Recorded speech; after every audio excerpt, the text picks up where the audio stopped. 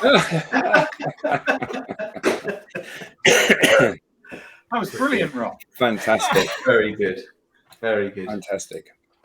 Good morning, all, and welcome. Go for it, Rob. Today on the Digital Download, we are going to talk about leading through change or crisis.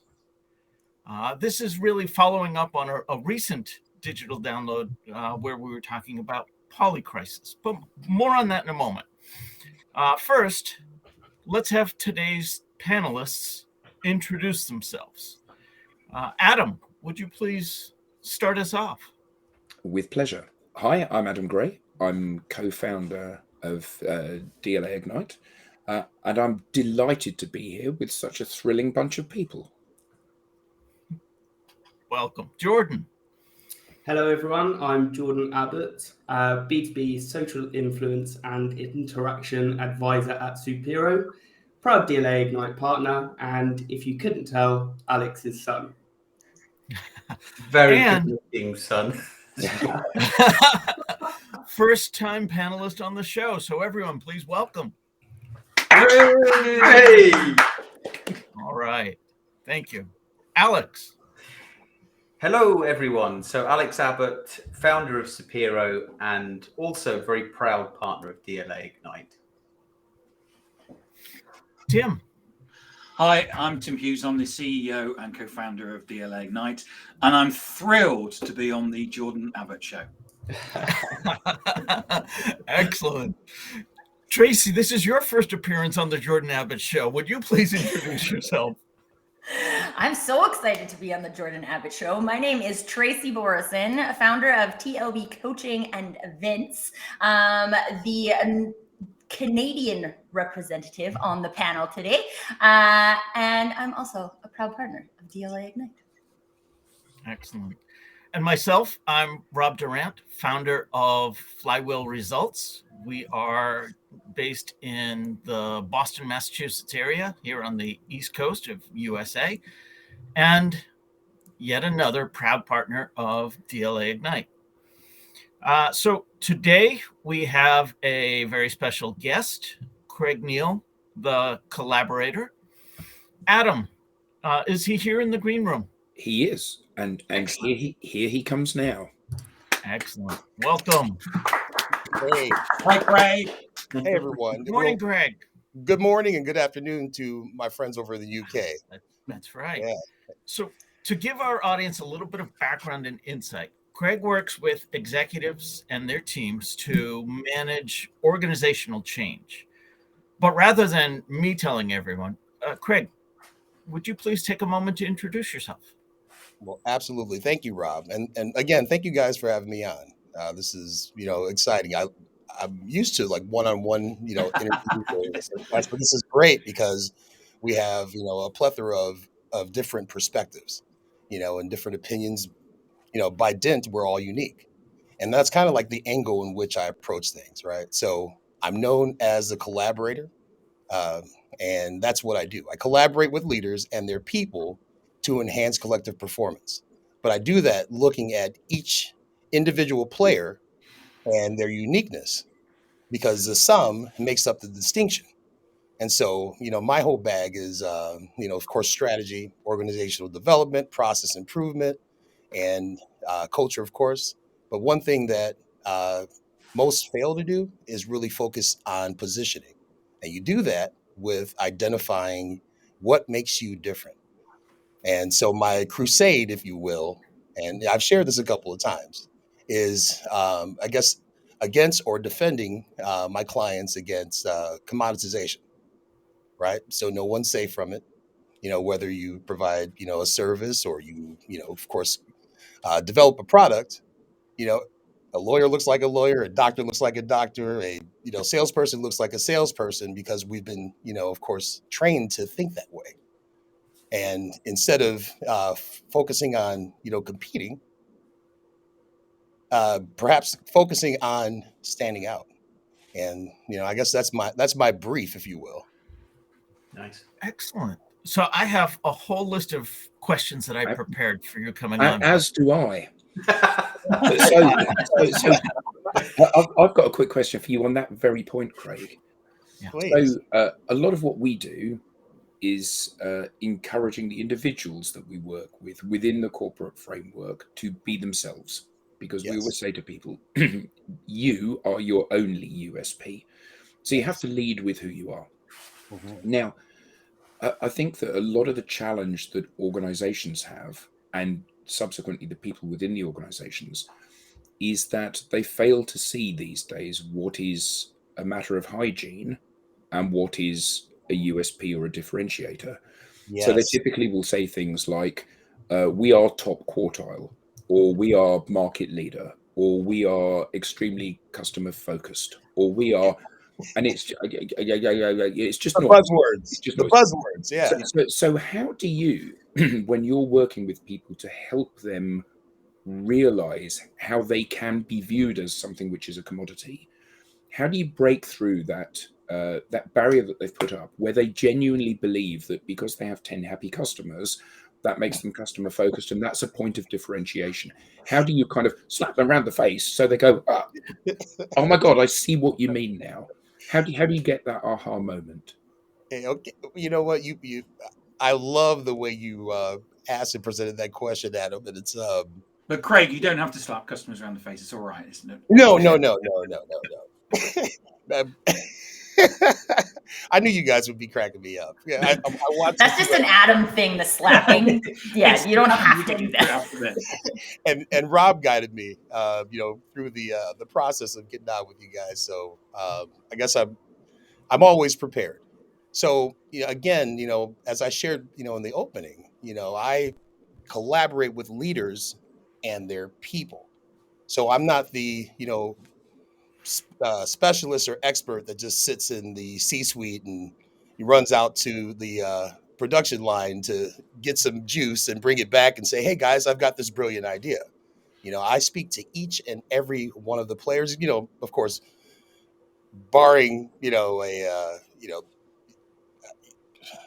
international travel, or 25 sites. But while I'm there, I have an opportunity to really use my best weapon, and it's here. So I listen to them. I observe. Observation research is kind of fallen by the wayside. In a lot of cases, right? So no one has the time, or at least they believe that. But fortunately, I do. And I utilize my time, to really get to understand how people walk, talk, and feel. So listening, and not uh, just on the surface level, but really thinking about the individual. Now, I'm not a life coach, right? So I will exclude that. I'm not a coach at that. I can coach, but more so, I'm a great advisor and more importantly, a listener. And so when I hear these things, when I see the interactions, most of my engagements, they're saying things like oh, everything's fine, or it couldn't be better, which is a farce. There's no substitute for better. That's a plug for another one of my trademarks. However, to answer your question, Adam, it's really exposing them to what I call options, right? So if I'm breathing, the same air, if I'm surrounded by all the happenings of my normal day, I'm going to believe that this is it. I can't move forward. There's nothing else out there. So when they're exposed, it's kind of like having, I guess I wouldn't say a best friend, but someone who, like myself, is very, very objective. Take the time without judging, without a preconceived, expectation, getting in and not walking you through, but walking that walk with you. So I like to say, a business coach, will share some, ways for you to develop your repertoire, whether it's, time management, of course, self-development, so forth and so on. And then, hey, grasshopper, you're ready to go. A consultant, a business consultant, most of them, will in most cases work independently, and they'll take care of the task or the project and say, all right, go ahead, go implement it. Here's my report. What I do, I roll up my sleeves and I say, let's do it together. And that's been an effective way for me to not only encourage that leader who ultimately makes the decision to move forward, was smart enough to bring me in. Um, it helps add that encouragement to really stick with the process, right? Because I know that Craig isn't just here to, wow me and share information that I can readily get on the internet. He's actually listening to me and helping me not become a better Craig, but become a better me. So hope I answered that okay, Adam. Can I just add on to something, because I love what you're touching on there, Craig, about like having someone else who can see your secret sauce, right? Because I feel like one of the things that internally most people do is that we think the things that we're awesome at are just things. They're things that everybody's awesome at. And when you bring in that third party who knows what is unique about your awesomeness and can show you that, can reflect that back to you, it really is powerful. And then being able to take that and build strategy and things on it. I think it's one of the reasons why I think it's valuable to have an outside source to come in and be able to see that, because all teams get this, like you get going on your daily tasks and then it's just like your life. You mentioned that, right? And having someone point that out to you and be like, that not everyone does this, right? I think a lot of companies can't see that on their own. So it's awesome that you It's and about the others blind like spot, yours. isn't it? Yeah, not everyone does that, but then I'm blocking that my focus on ensuring that they're distinctive, right? So not everyone does this, but so we focus a lot on weaknesses, right? But strengths are what we should really be mindful of, right? How can I help you become better, right? Again, there's no substitute for better. Another shameless plug. However, I think for myself and how I present, I guess my package, right? So I only work with 3 to 5 clients in a calendar year, and I do that intentionally, right? So there's the availability. I'm always accessible for my clients, so they can just tap in, to my smarts, or perhaps get me involved in things that they're doing. I don't have to think of 25. Let me pick one of you, 25 Jordans, right? That I have to recall some conversations or things we've gone through, because I'm not chasing after closing and sealing accounts. I'm chasing after the results, right? I want to help them become better. I get paid, based off of my contributions to, getting those results. So I'm not focused on, hey, how much money can I get? That's I will leave that to some of their team members. What I'm focused on is, okay, am I going to provide value in this engagement? And is it lasting value? And with everyone wanting to be a coach, a consultant, and they say they can do this, the person who, the cobbler now is calling themselves a foot consultant, and so forth and so on, right? So the name and the buzz comes around. My distinction was, if you happen to have expertise in multiple areas, which we all do, right? And I'm glad your voice is back to normal there, Adam. Sounds like it after that flu. And I love your guitars, by the way. Thank you. You're very kind. A lot of folks don't really recognize, indeed, they don't recognize, the talents that they have, or they're thinking multitasking. You don't have to multitask to be effective, but it's great to have reference to those, tools within your box, and the experiences that you have. For myself, I cover a wide array of, expertise, and I'm not talking about, hey, I dive into this and I play around with this. I take it very serious. I spend a lot of my time researching and, of course, developing on my own. Have I worked with other consultants and coaches? Absolutely. I think it's great. But moreover, being able to identify the challenge, not by using best practices from elsewhere, but what's going on here. So I always approach, at the start of an engagement, I come in with an open mind. I don't listen to my clients' arbitrary, thoughts on, what the root cause is. I explore that with them, and in a lot of cases, very objectively. So I'll give you an example. So when I'm engaged, the champion for, or my client will say, okay, well, hey, let's go ahead and take a look at the plan, for example. Hey, John, here's Craig. He's going to work with us for a few months and get things moving around here, right? So naturally, John is expecting me to have that top hat and walk around the plant for a series of days, ask him a bunch of probing questions, and you know uh, gather my intelligence, and I'll return the next day. Well, oftentimes I'll leave John alone because I know naturally he's he's going to show me the best of the best and show that he's efficient, right? Because he knows I'm in cahoots with the boss. So I call that my second impressions theory, and I do that even with engagements when I meet people out and about, right? First impression, of course, I want you to like me. You want me to like you. So we're going to talk all the fluff talk, and we're best friends. And hey, you know what? Hey, here, scan my LinkedIn barcode or QR code. Well, this is a digital download. My bad. I'm going back. I'm sorry, guys. Go ahead and scan it. All right, great. We're friends. And if we're going to have a meeting after that, I would hope that it would be, rapid, because I purge about 30 every month. I meet roughly about 400 people each month. And, we may connect, but when we play, to the LinkedIn as like Facebook, or just to show that we have 1,000 connections with no substance, it's like, never mind. So I kind of keep it slim. So if you guys have taken a look at my profile, you'd be like, what's this, 300? What?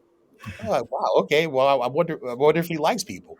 Well, I do, but I'm very guarded because there's a lot of secrecy in what I do as well. And I don't want my clients or some of my connections being attacked. But back to that second impressions theory, so I stay on track. So we'll meet and we'll have a cup of coffee, or we'll have a virtual whatever. My hope, or more importantly, what I'm looking for, is consistency. So as we've kind of shedded some of the barriers at the networking event or whatever, trade association gathering, we feel comfortable with one another, which kind of takes off the pressure, and we're more than likely going to expose who we truly are, right? Consistency. If you were a jerk, please be a jerk when I meet you meet with you the second time. Okay, I have some jerk friends too, so I'll hang out with them when I feel jerky. But if you are playing nicey and jerky, right there, there's an imbalance. And I also challenge people to hold me to that, right? I want to always be authentic. Right? I'm a human being as well. So that applies to not only having connections and meeting new people, but it applies to the work that I do. For some reason, I always remain objective. My brother, who is a technical, he's a technical writer for intellectual property. He had mentioned, Craig, it's funny. You always stay on brand. And I said, it's just the right thing to do. Who are you? Are we putting up this facade online because we have tools to become creators? It's great. It's awesome. But with everyone having the ability to do it, you shape the narrative to what suits you. But oftentimes, we're looking at it from a micro lens. And I guess I'm going on about a lot of stuff, but I believe relative to it. Craig, I wanted to scratch that a little bit more. Tracy, I found it interesting that you picked up on people don't see themselves as unique, because when Craig was first talking about that, I went the exact opposite, where people think they are unique and really they just look like every other lawyer, every other doctor.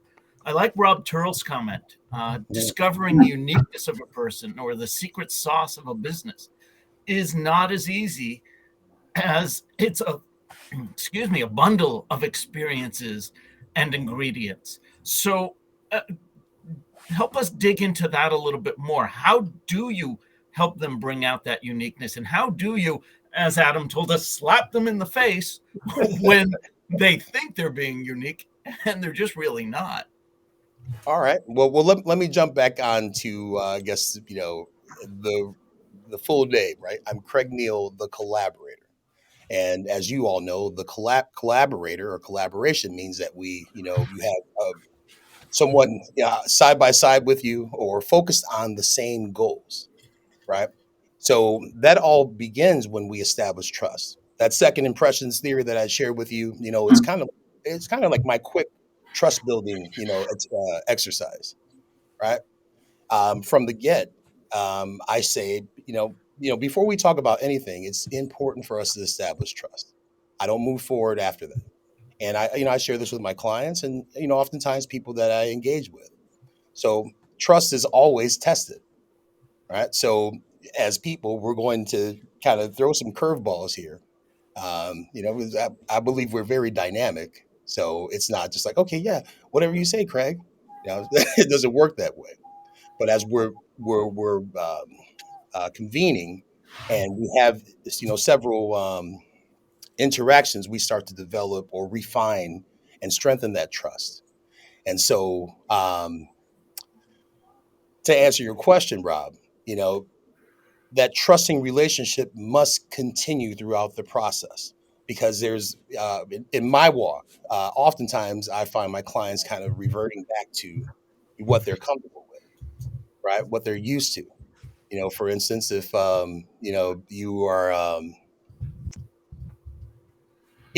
used to operating in the mode of aloofness, in the case of I a feel lot of seen. leaders, right? Everything's cool. I really don't care. That's your comfort zone, right? So when you're challenged, it's easy to just revert back to that.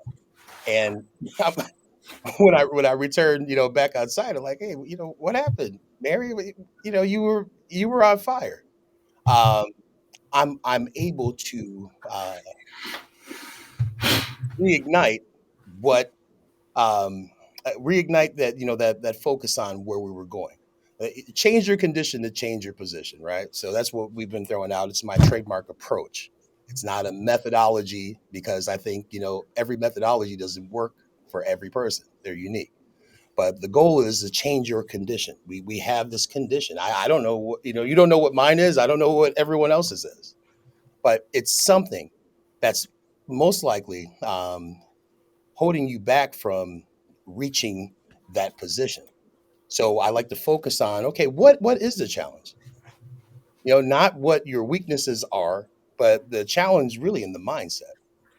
And so trust enables us to move forward. Trust enables me to work with my client to get to that destination. So that's that's the most effective answer I can give as far as how I practice. Yeah. So I've got a question for you, Craig. We a few weeks ago we were talking about the fact that 98% of CEOs have basically said that they're going to drive change with their business model. It was either in the next year or the next 3 years, and we kind of we did a poll with the audience and with the group to ask, how many CEOs do we actually think will end up driving change? And I think the average was about 20%, if I'm not mistaken. Someone even said 5%. Yeah. I'm kind of thinking about what you do in kind of how do I help a CEO reach the conclusion that he needs to change first, then he hires you, I guess. But then obviously you've got this task of helping them to identify what they need to change when you're working with them. Right. Hey, very, very, very pointed question there, Alex. Because yeah, I mean, we don't know. I have a process, right? So it's not like, hey, here's a check, Craig, come help me, solve, all the challenges of our organization. It doesn't work that way. So it's again, we have that trust. Then there is an opportunity for us to sit down and talk about, objectives, how we're going to achieve them, and looking more so globally when it's like I said, I'm not a business coach, right? So and I cover a lot of areas, but however, my first focus is on the person who makes that decision, right? And yeah, everyone's involved, but moreover, it's important to keep in mind that most CEOs, most corporate executives, like I said before, have been trained to walk, talk, and think that way. And I know you guys touch base on that as well, right? Everyone is wanting to, be like someone else. And so you already, typically in, the beginning of some of that relationship building, you're going to see some flexing of what I believe I'm supposed to do, right? It's breaking the barriers to find that individual, right? Without all the mass. And so, I had this conversation the other day where, when, you come in and, you're having a conversation and they say things like, hey, Craig, have you ever worked with a company our size? Have you, have you worked within our industry before? And, mind you, I'm industry agnostic, right? Uh, what they're really asking is, hey, can you help me, remain in the status quo? That's what they're asking. Can you help us be just like we were? But why am I here? I thought you were looking at a change initiative, right? Can you help me, look like everyone else again? Like, it's ridiculous. So, as I have these conversations, and I'm sharing these little stories and notes. I do this with my clients. That, ultimately help them think differently. One of the most effective ways that I do this is getting them out of their four-wall sanctuary, right, where it's safe. Whether they work remotely or whatever, get them out of their environment, introduce them to new people, fresh perspectives, and far away from their natural surroundings, and having these conversations and really engaging with them on a trust basis, right, on that collaborative, like I'm there with you, we're working together, right? And everything that I'm able to do and produce is not me, it's we, it's us working together. I wouldn't know what the challenge is unless you told me, right? And so how can there's no tool or any cape that I have to put on to be the star, because it's not me. My clients are the change agents. They just need to realize that, and those options, or exposure to new things is helpful. But yet there's only one collaborator. So Yeah. So yeah. along those lines, collaborating, Mhm. two things. First, I want to invite the audience to bring in their questions. What challenges are you facing? What ways are you trying to get your leaders to change? Or any question that you might have for really Craig or anyone on the panel. Second, I know before we came on, Jordan had started to share with us a question he had. So, Jordan, would you please share with us that question? Yeah, sure. So, Craig, I watched a number of your videos ahead of today's call. So, Thank you. really enjoyed them. There was one that really stood out to me, in which you were speaking about the risks or the impacts that commoditization will have on businesses. And it brought two stats in particular to mind. So the first is Gartner's findings that 72% of buyers prefer a rep-free experience, or to not have to interact with a rep at any point throughout a purchasing decision. And then the second, I believe it was a Trust Radius report, that found that lack of transparency is one of the number one reasons for a buyer or a buying group to discount or not include a vendor in a review or the shortlist. So I guess my question is that a sign of things to come, that even the more complex purchasing decisions are becoming commoditized? Yeah, thank you for checking out the video. I do appreciate that, Jordan. And Yeah. I've got a few out there, that touch base on, I don't consider myself a futurist, but sometimes I think that way, right? Who knows? I don't know. We're exposed to a lot of noise out there, and some of these stats pan out, some don't, right? Because I don't know everyone in the world, and I don't know what they're thinking. We're just watching behaviors based off of our analytics, right? But as far as the future is concerned, if there are still some true diehard, uh, lovers of people, which we all are, then I don't think we're going to let the shift to uh, AI and uh, computer interaction stop us from collectively growing as a species. And what I mean by that is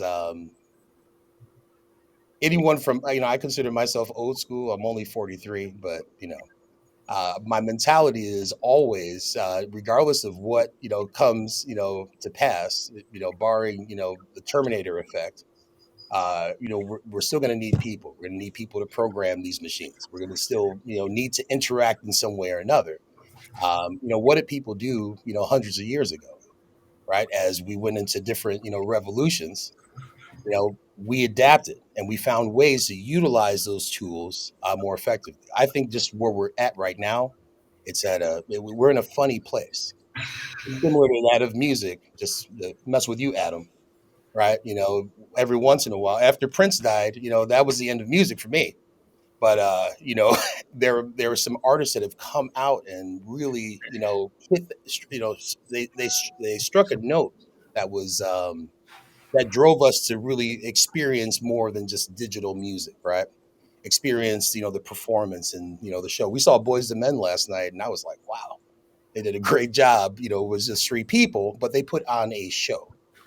What I'm getting at is that we always, just as people, have found a way to adapt to, our surroundings with all the noise and the chatter out here. And, in most cases, everyone saying that their expertise is predicting the future. We run into those doom and gloom, type of situations. If you looked at that video deeper, Jordan, I had shared that the best way to defend against commoditization is, really honing in and honoring, the strength of the company you keep, and that's your people, right? So if I engage with a leader, I'm going to share with them practices and principles to keep it people focused, right? Count on the people. Yes, we have collaboration tools. We have, if we look at everyone's stack, it's all the same stuff, right? Even if I wouldn't had someone build a custom system for me, a custom CRM or whatever, it's still a template configured for me. It's the same stuff. And now I think I stand out because I have tools. I think I stand out because the grandeur of my name, or my company's history, or moving away from understanding my best way and the best, the most important way, um, or effective way I could stand out is through the efficacy of my people, and that's the collective. Have you seen Mark? I know you put Mark's comment up, Adam, but it's a just wanted to bring that. The biggest challenge I ever had with leaders in the offshore environment. It, just so you know, Mark works in oil and gas. Okay, So when he's talking about oil rigs. So Mark. biggest challenge I ever had with leaders in the offshore environment was getting them to recognize that we had put them in a leadership role. I got several together to review a job description, and none of them actually recognize it as their own position. That's priceless. That's absolutely priceless, isn't it? And by the way, Mark also says that he met Boys to Men in a Vegas hotel corridor 2 years ago, and they were awesome, and he agrees. Oh, awesome, Mark. Yeah. Oh man, it was a great show. My wife was instrumental in planning ahead. I think she bought the tickets like three months prior, but it's a great show. And to your question, Mark, unless someone else wants to share. No. Okay. Please, sure. All right. Well, so every promotion should be strategic, right? It shouldn't be just based off of tenure or, hey, you know what? Rob did a great job for us. I'm not poking at you, Rob. Just use the name. Fair enough. Rob did a great job, and you look at us. We're doing great. It's time for promotion. That's not strategic thinking, right? You're thinking of the long haul. And if you're thinking of the long haul, you should be prepping and grooming that person to assume the new position, the new role, over a period of time. Don't do it, because a vacancy opened up. And sometimes, you really can't, you know, uh, plan, for, a crisis or something that, is urgent. However, if, leaders or people who make these decisions aren't focused on developing that person, right, beyond just the short win or because they've been with us so long, they're setting the organization up, or at least that department, up for failure. So um, being able to recognize that you have assumed a new role um, is, I mean, it's important that the leaders who have made that decision have invested the time to acclimate you to what that role what the role requires, right? And again, I'm going to insert this, and I move through these spaces so much, everyone's focused on the title. Bankers have, the vice presidents and all that stuff. It's really the role. What role do you play in the grand scheme of things? What is your role, right? When we eliminate titles, and I'm not saying you do that. Our titles are based off of, communicating with other businesses. Oh, well, I'm the VP of HR. Oh, you are too. So we have like a directory, or we can go on, org, and look at, the organizational chart and say, okay, that's my target. That's who I'm going for. But they're all titles. And unfortunately, as great as we are as human beings, the majority of us, right, get gassed up about our title, right? Maybe a little bit of money, came with that promotion or with that title, and now I'm superior, right? And I'm focusing on being the boss based off of a title instead of being the person in charge based off of the role that I play. Leaders should not be micromanaging, nor should they be mixed up in everything, right? You have expertise all around you. What a leader should be doing, is not only identifying what role they play, but they should help others identify their respective roles. And that's with interaction. That's why it'll never die, right? There will always be business for me, and I'm assuming all of you guys, right? Because we get so caught up into these systems of not only thinking, but operating based off of old, metrics and, what everyone else said that we're supposed to do. So, Craig, what I heard you say was for somebody to have career advancement, that should be prepared in advance. Correct. That's ideal. In my experience, not only does that not happen, but once they're in that role, it very often doesn't happen. That is career development, especially in my world. I see it where salespeople are promoted from the frontline sales to the top performer, of course, becomes the next sales manager. They don't know how to manage. They don't know how to hire. They know how to sell. And it's just presumed that because they were so good at this, they'll be equally great at everything. Right. I want to ask the rest on the panel, have you experienced anything like that in other industries, in other realms? Alex, I see you shaking your head. Yes. Yeah, well, it was me. Whoa. Hey, so, back in. I've seen that happen in the tech industry too. Is that you get somebody who's like a super good developer, and then you make them the VP of development, and then all of a sudden, and just assume that they're going to be good at all of those other things. And you're right, it doesn't happen. The one thing I had for the 2 years that I was really transitioning from sales rep to sales leader was a strong mentor. And without him, I would have surely failed. Yeah. Yeah. So it happens a lot. It happens a lot, and I think that a lot of companies. I worked for a company where they were constantly being taken to tribunal and losing because of the fact that they had managers and leaders who didn't really know how to manage and lead. It was at that point when they started investing in training, because it was cheaper to buy expensive training than it was to keep losing at tribunal. We have different, our employment laws are quite significantly different to the ones in the US, especially around discrimination and stuff like that. So it was costing them a fortune. Yeah.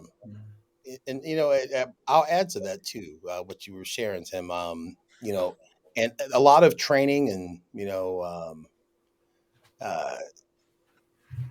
things of that nature. They're supposedly proven to be effective, right? But I believe that everything is situational. And Alex, as you shared, you had a mentor, right, that helped guide you through. Um, that means that they actually were, you were prepared.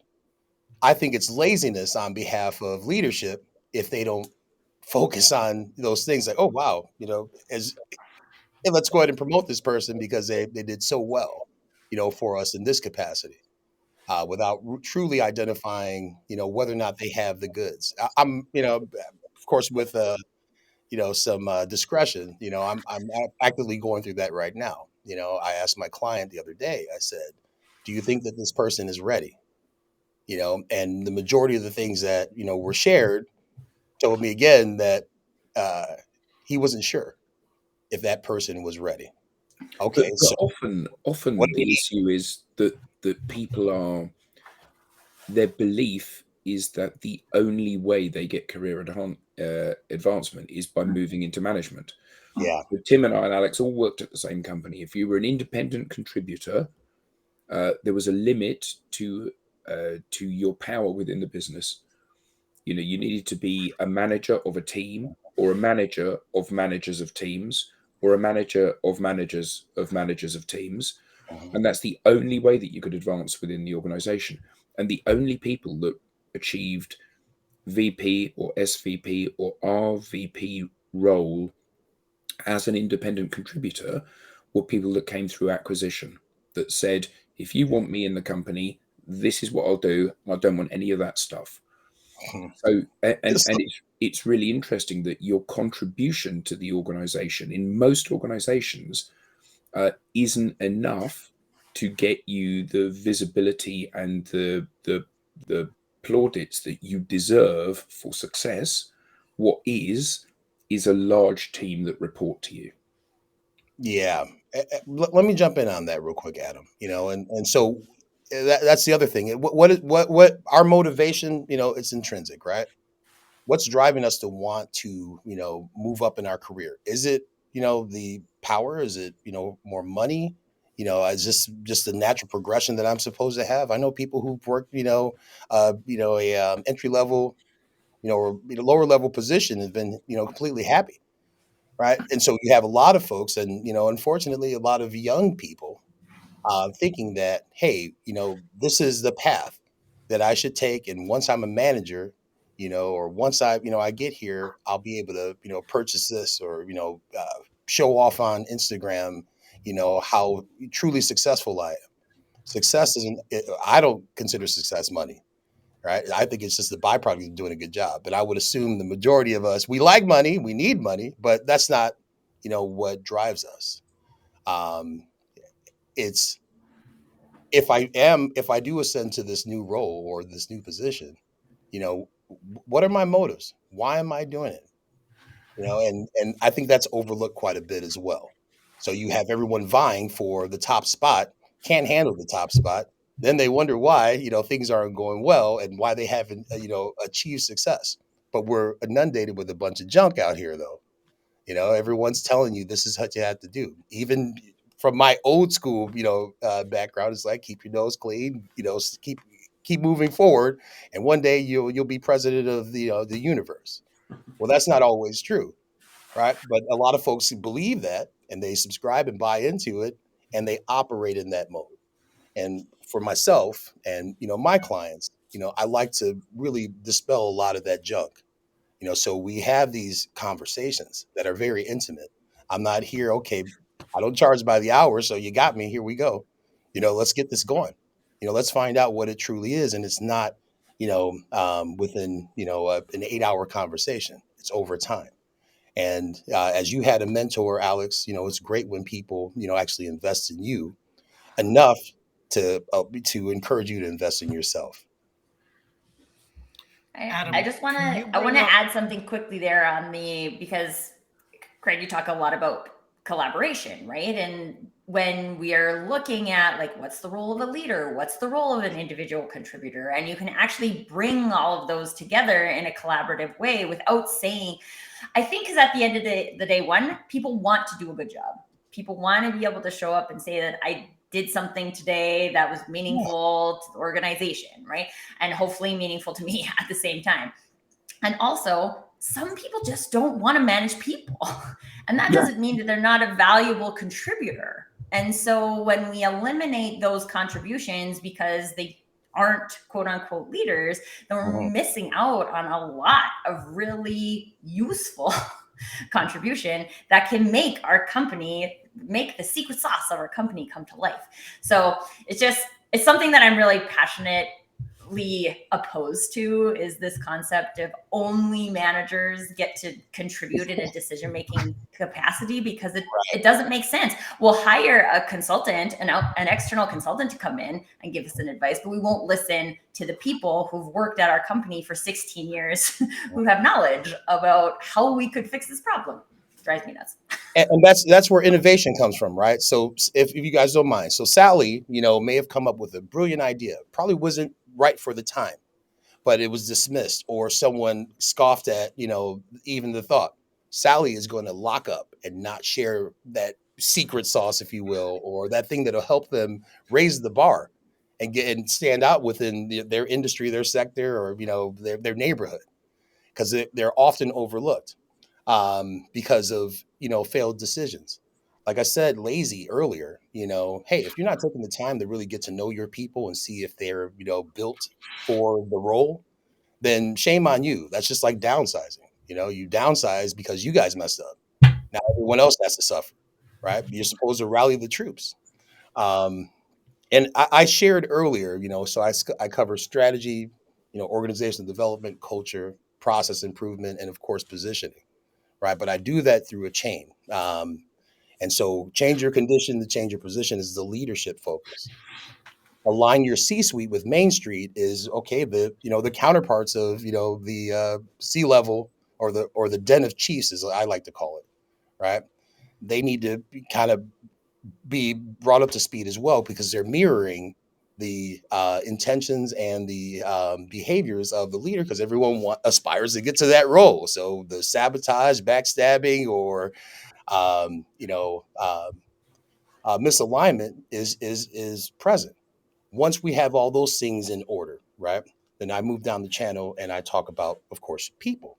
I mean, they're happening all at the same time, right? Because instead of multitasking, it's looking at the global progression, of the organization, not just, hey, someone hired me in to help them, right? Because I can't help you if you can't help me and you can't help your people. So culture lives within people. Another one of my trademarked approaches, right, is focused on kind of bringing things back to the whole. So I engage and interact with each and every person there, right? Not asking them, like I said, probing questions so I can look good, but really knowing, hey, why are you here? Do you really understand your role, right? And so once we develop, a recipe, and again, I'm keeping these things in mind. Change your condition to change your position. If I get off of, if I get off track, or my client gets off of track, because we're supposed to hold each other accountable, all I have to do is mention that, right? Oh yeah, that's the focus. It's not, oh well, this is step 4 and step 9 of the process. No, let's get back on track.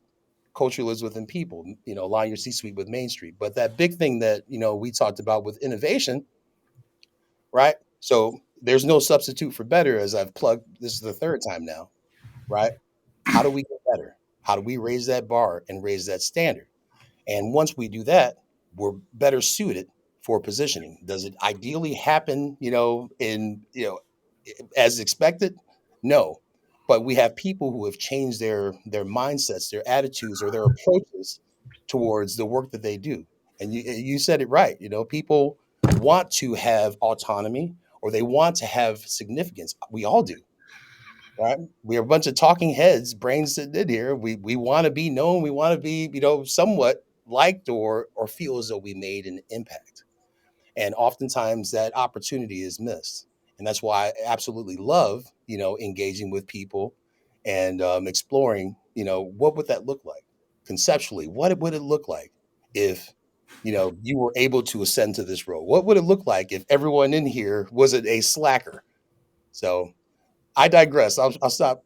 I'll stop with all the talk. Craig, we've actually had a question here from Mark. Yes. Who says, I asked Craig why his nicely lit shelves behind him have nothing on them, so no trophies. Because I'm the showpiece, man. Yeah, I just wanted to I just wanted to highlight the point that Rob Turrell and Andrew, their most recent comments, they were spot on in terms of what I was driving at. People promoted into positions that really have no, I don't want to say right, but ability to be there, and it isn't often developed.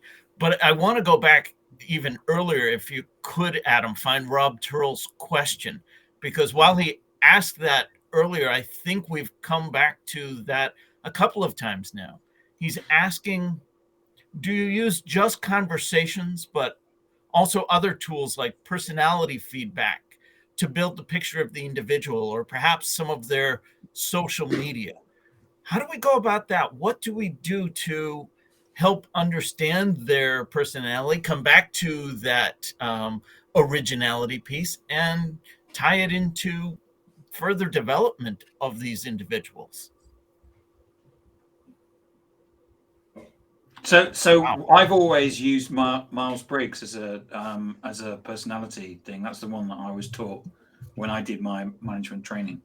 But Robert said, I like Clifton Strengths. Clifton Strengths is always great because it tells you strengths, things that you can focus on developing instead of weaknesses. And I think I've done colors I've done the colors one as well, which is, and again, it's really useful for understanding people because yes, as Tracy says, you understand strengths, but you also understand people's weaknesses, and then you can take that into account.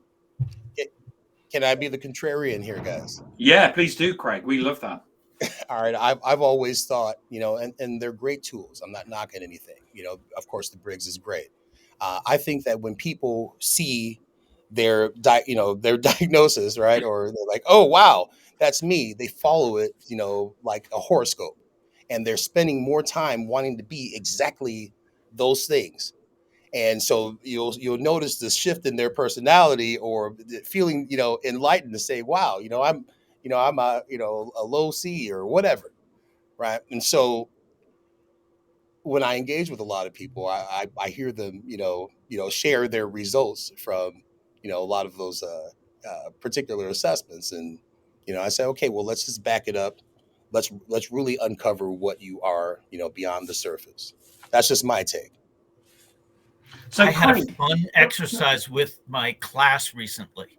Yeah. They were coming into class and they were supposed to take a career personality assessment type of thing. So they did that and came to class, and here we are, we're supposed to go over the results with them. Instead, I gave them a completely different test, a style awareness, talking about their communication style and so on. Mm-hmm.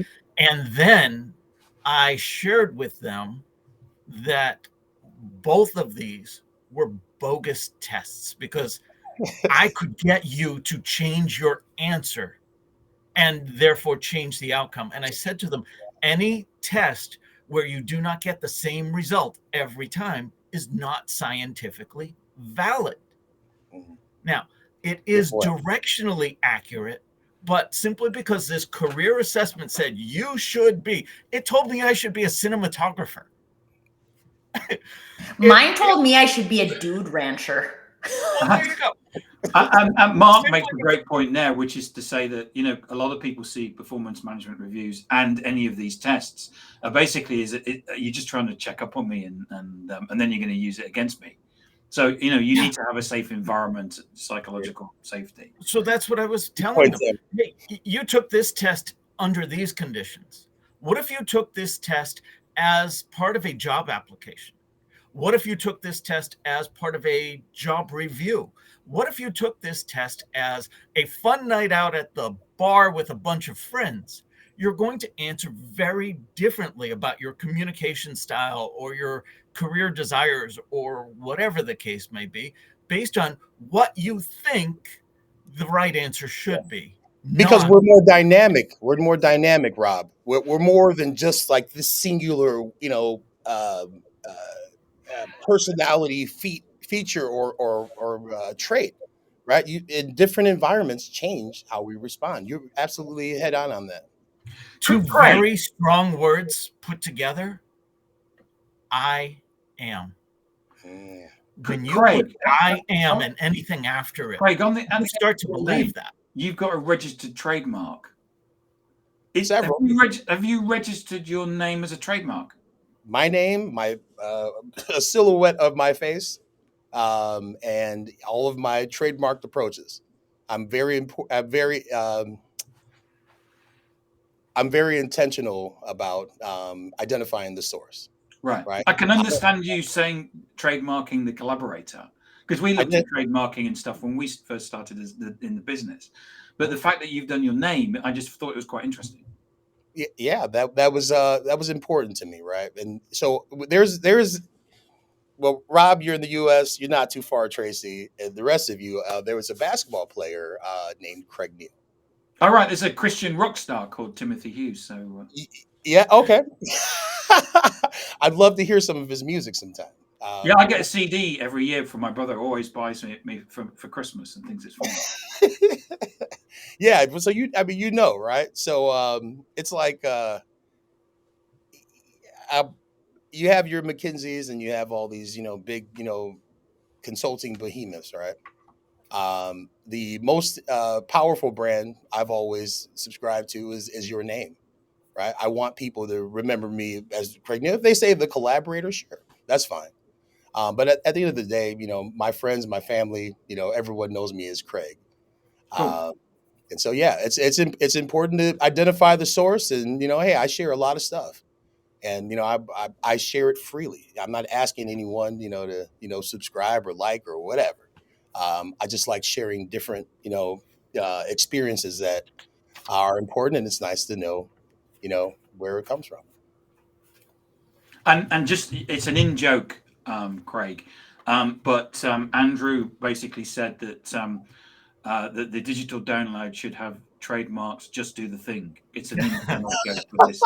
It's something that Tracy basically, that's a quote from her. So and he's totally Nike right. might challenge you on that, right? That'd be considered confusingly similar. I believe that's the term for at least, you know, for U.S. trademarks. But you know, come up with some other ones if you need some help. Maybe I can, you know, share that Sure. too. Yeah. We have Jack says that they're a minefield. They are a minefield. Yeah. Yeah. Hey, this has been fun.